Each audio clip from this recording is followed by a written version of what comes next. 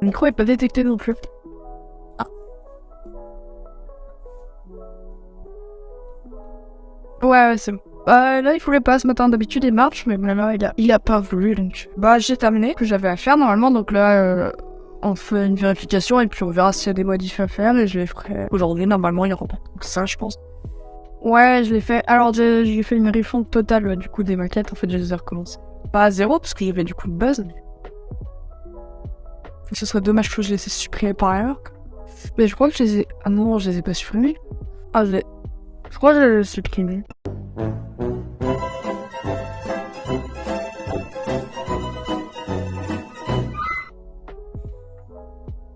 Alors, je les ai imprimés, donc ça va. J'ai peu. Mais je crois que je les ai plus.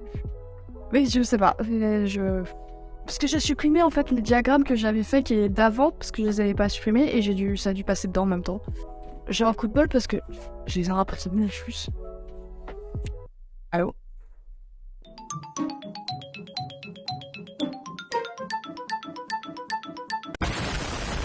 Non, c'est parce que vraiment, moi, quand j'avais pensé à un gestionnaire des tâches, je me suis dit, mais c'est nul d'avoir une to-do list, c'est mieux de savoir où t'en es dans tes tâches et tout, du coup, j'ai pensé à ça. À relier, mais relier. C'est-à-dire, en commentaire, je dois mettre la user stories. Ah bah, je le ferai. Ah oui, genre, en fait, je découpe ici, je découpe, en fait, je fais ici 1, 2, 3 et 4. Bon, ok, je vois pas l'intérêt, mais d'accord. Ok. Moi, en fait, c'est juste question d'organisation, en fait. Ok. Je les numéroterai. De toute façon, il y a un délai de 5 jours. Maintenant. Du coup, de toute façon, je peux pas passer ma soutenance avant, je prends un week-end. Ce sera la semaine prochaine. Du coup, début de semaine prochaine. Ouais, je pense que je vais mettre lundi, après la soutenance. Enfin, après le mentorat. Bah, toi aussi, bonne semaine. Salut.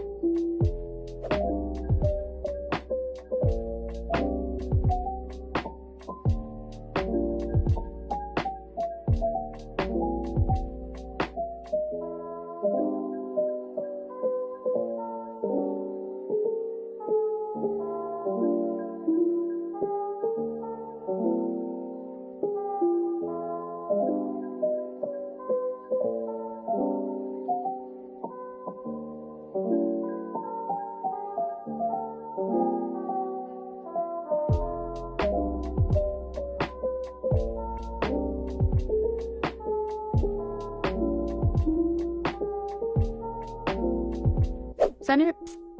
Et du coup, j'ai ma soutenance à midi.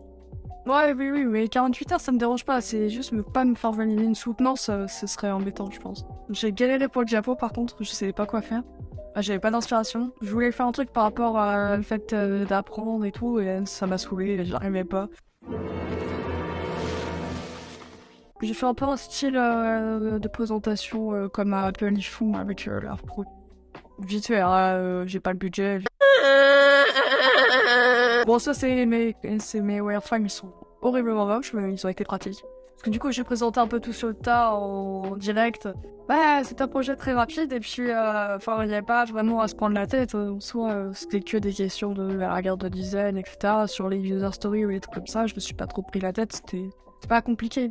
Non, là, ça m'a fait une pause, c'était très bien de passer direct au P10 et de revenir après sur PLF. S'il y a un délai de 48 heures, le rapport il s'envoie avant que le projet soit validé. Bon, bah, je t'enverrai un mail. Ouais, parce qu'en général, ils mettent un peu de temps à valider les soutenances, donc... Bonne semaine à toi, salut. Ah, tout le monde est malade en ce moment, c'est... Oh, il n'y a pas de souci. Ouais. Catastrophique aujourd'hui. Effectivement, aujourd'hui, je vais vous présenter, du coup, Learn@O.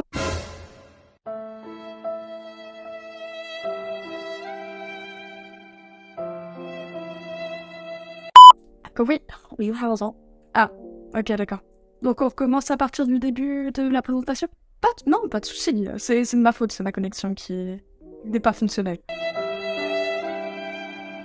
Prince, est-ce que c'est étonnant? Qui plus m'en vient de Bretagne, forcément, ça fait son effet. J'habite ici depuis ma naissance, donc je peux me permettre de critiquer. La connexion est pourrie.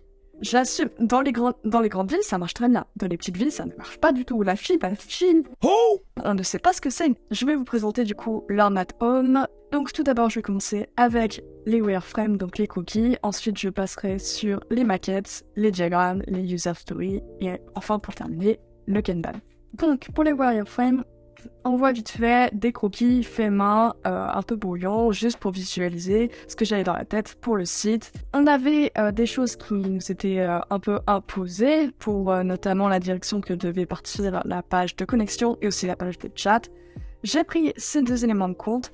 Et pour les couleurs, du coup, je me suis fixé ces couleurs-là. Donc, on est resté un peu sur du basique, mais tout en ajoutant la touche de l'Armat Home. Donc, on va passer aux maquettes. Il y a du coup les maquettes desktop et les maquettes mobiles. Donc, on arrive sur la page de connexion. Page de connexion assez basique, email, mot de passe. Si on a oublié le mot de passe, on va recevoir un email pour récupérer ou modifier notre mot de passe. Un bouton pour se connecter.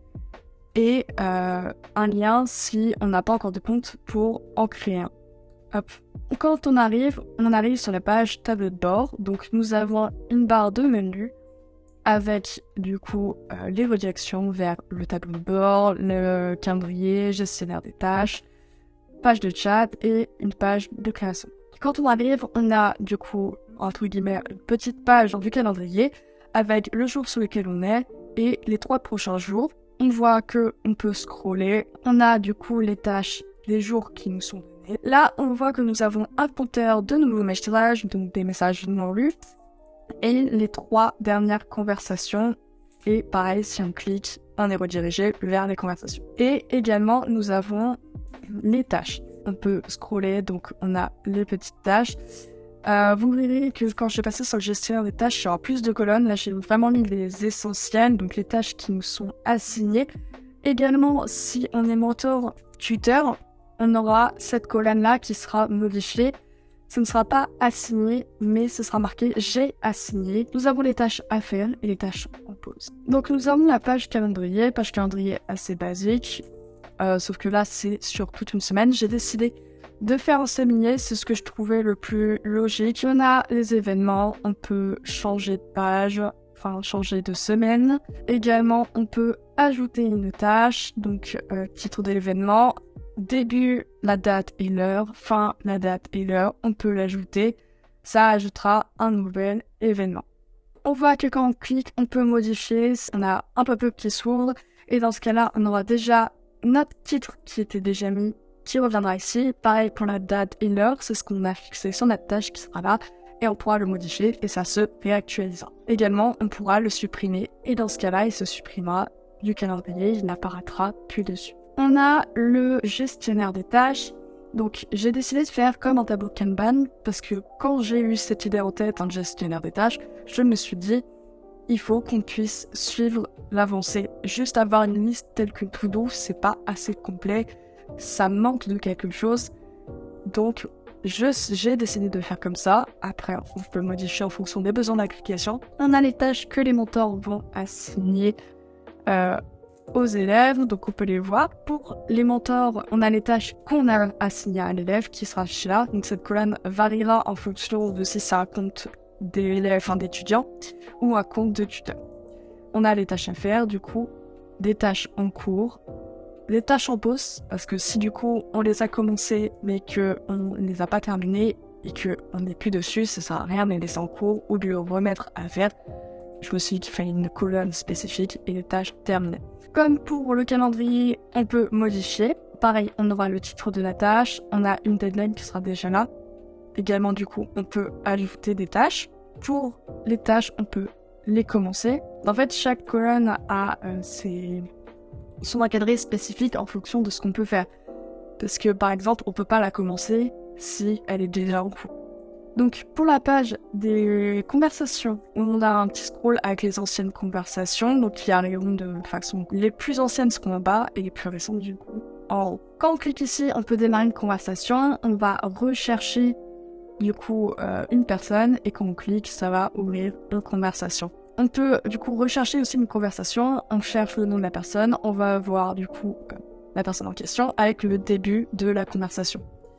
Donc quand on se connecte, on a du coup le tableau de bord. On n'a qu'une seule journée cette fois-ci avec les événements du coup de la journée. Donc pour les messages, on est toujours pareil. On a toujours le compteur avec les 3 dernières conversations et les tâches, pareil, à signer, à faire et en pause avec les petits scrolls. Calendrier, on est sur une seule journée, on n'est pas sur un semainier, donc on est sur quelque chose qui est assez classique et on peut du coup ajouter une tâche, la modifier, etc. On a le gestionnaire des tâches, donc cette fois-ci c'est la même chose, sauf que au final c'est en scroll comme ceci, alors que sur l'autre c'est en scroll horizontal. Là c'est en scroll totalement vertical. Pareil, on peut les modifier, on peut en ajouter, etc., etc. On a la page des conversations. Du coup cette fois-ci on a un encadré spécifique pour les conversations et quand on clique, en fait quand on ouvre une conversation, du coup c'est comme ceci. C'est comme ceci, on a du coup les messages, on a la barre des messages, on garde la barre des tâches, parce que pour que ce soit accessible, un petit retour, et du coup quand on peut ouvrir, j'ai adapté par rapport au clavier. Nous avons terminé pour les maquettes. Donc nous avons les diagrammes, donc les diagrammes vous les avez vus, donc c'est un récap de tout ce que je vous ai montré sur les maquettes directement. Les user stories, je vais vous les montrer en même temps que le tableau Kanban, car je les ai intégrés directement dedans en fait. J'ai pris du coup la liberté de directement rajouter les user stories du coup directement dedans. Je précise parce que c'est quelque chose que peut-être que vous n'avez pas vu, je ne sais pas. Donc je précise. Je les ai numérotés en fonction de comment va être codé ensuite le site, comme ça ce sera plus simple. Par exemple, par la page calendrier, en premier, on va ajouter un event, en deuxième, on va faire en sorte qu'on puisse le modifier, et en 3, on va faire en sorte qu'on puisse le supprimer. J'ai oublié de vous montrer la partie admin. Donc là, on voit la modification que je vous avais parlé sur la colonne assignée. Donc là, c'est j'ai assigné A, et en fait, on a un petit icône, un petit rond en fonction de l'avancée de l'élève, de l'étudiant dans ses tâches. Donc là par exemple on voit que c'est toujours dans la colonne j'ai signé, là c'est en pause et là c'est terminé. En fait sur la version administrateur, la version tuteur, il y a un petit du coup icône plus pour ajouter une tâche et la spécificité c'est que on peut l'ajouter soit pour soi-même, soit pour un étudiant du coup. Et quand on ajoute pour un étudiant, ça ouvre un petit encadré du coup avec le nom des étudiants et on ajoute la tâche. Donc voilà, et donc j'ai fait pour tous les parcours, pour en tant qu'étudiant, pour en tant que tuteur, en tant que du coup tout le monde. Voilà, j'ai terminé, si vous avez des questions, vous pouvez me les poser. Alors, pour faire le Kanban, du coup, personnellement, j'ai entre guillemets attendu que tout soit terminé pour vraiment être clair le plus possible dans ma tête. Et en fait, ce qui s'est passé, c'est que j'ai récupéré mes user stories et je me suis inspiré du coup des maquettes. J'ai découpé les maquettes en fonction de coup, par exemple, sur cette page, qu'est-ce que je peux faire? Je dois rechercher des discussions, je peux envoyer des messages, En fait, tout est inspiré de tout ce qu'on a fait avant, les diagrammes aussi, parce que quand je m'entends dire ça, ça ressemble énormément aux diagrammes qu'on a fait. Et en fait, j'ai découpé un peu tout et j'ai tout assemblé. J'ai regardé qu'est-ce qu'on peut faire dans les maquettes, dans les diagrammes, et après j'ai, on va dire, agrémenté avec les user stories qui étaient un peu plus précises. Alors tout d'abord, je pense que je me suis beaucoup inspirée de tout ce que j'ai au quotidien. Je sais que je me suis inspirée de toutes les applications que j'utilise au quotidien. Je n'ai pas forcément cherché, sauf pour le calendrier, pour la page calendrier, je n'avais pas énormément d'inspiration. Après, c'est quelque chose qui est assez basique. Il y a qu'à ce moment-là que j'ai vraiment recherché sur Dribbble du coup des inspirations. Sinon, pour tout ce qui est du coup Airframe ou toutes les autres maquettes, j'ai fait en fonction de ce que j'avais dans ma tête. Donc c'est beaucoup de, par exemple pour la page des chats, ça ressemble beaucoup à la page d'Instagram. Quand je l'ai faite, je me suis dit ah mais c'est vrai que ça ressemble énormément quand même à la page d'Instagram. c'est que ça veut dire que je passe peut-être un peu trop de temps. C'est vraiment pour la page de discussion, c'est comme ça que je l'avais fait. Après, il y a eu une première version du site qui était beaucoup moins belle. Je l'ai pas intégrée parce que malheureusement, je l'ai supprimée en faisant la refonte de mon site. Juste pour ça, je me suis inspirée vraiment d'Instagram parce que vu que la page ressemblait déjà à Instagram, je me suis dit comment ils ont fait ça. Et après, par exemple, j'ai pas copié, je me suis inspirée, mais la phrase, c'est moi qui l'ai choisie, c'est moi qui ai fait les buttons, c'est moi qui a fait tout en fait à la main. Étonnamment, les maquettes, j'ai pas passé plus de temps que ça. C'était assez clair dans ma tête. J'ai juste eu 2 versions, donc forcément, ça a fait un tout petit peu plus de temps, mais ça a été assez rapide. De base, je voulais faire du design. C'est pour ça que ça a été assez... Ah! Ça, j'ai oublié. Je modifierai ça, il n'y a pas de souci. Je ferai ça directement après la soutenance. Donc, il faudrait des cartes spécifiques pour juste la barre de navigation. Je pensais que ça fonctionnait en tant que page, du coup, mais d'accord. Je savais pas qu'il fallait faire. Oui, ok, je vois. En fait, il faut faire un component qui va être du coup accessible pour toutes les pages. Ce sera plus pratique. Ça se voit au visuel en fait. C'est si on n'avait pas les interactions directement dans la maquette, il faut que ce soit décrit sur le Kanban. J'ai pas mis élève justement, j'ai mis utilisateur sur tous les diagrammes et il y a juste le diagramme celle de la page du coup de gestionnaire de tâches.